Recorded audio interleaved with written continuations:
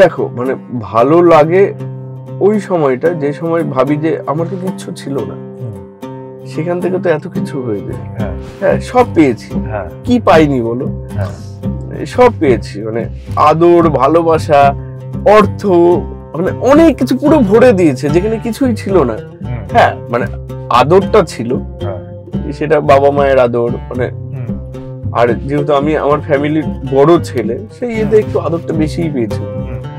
কিন্তু ওই আদরটা না, মানে ওই আদরে বাদর হইনি। হ্যাঁ, এগুলো পেয়েছি, কিন্তু এই যে এখন এইটা মানে পুরো পরিপূর্ণ আমি সব পেয়েছি, আর মানে কিছু যেন পাওয়ার নেই, আর কিছু না পেলেও যেন ঠিক আছে, আমি তো অনেক পেয়েছি, আর কি পেতে হবে? আবার এটাও লাগে যে তোমার আমি এই যে স্ট্রাগলটা করেছিলাম বলে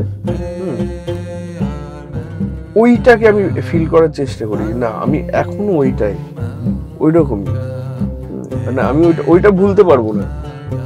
ওইটা ভুললে তাহলে আমার এই সামনের কাজের কোনো দামই নেই, কিচ্ছু নেই, কোনো কাজ নেই, করবো না। স্ত্রী কি বলে?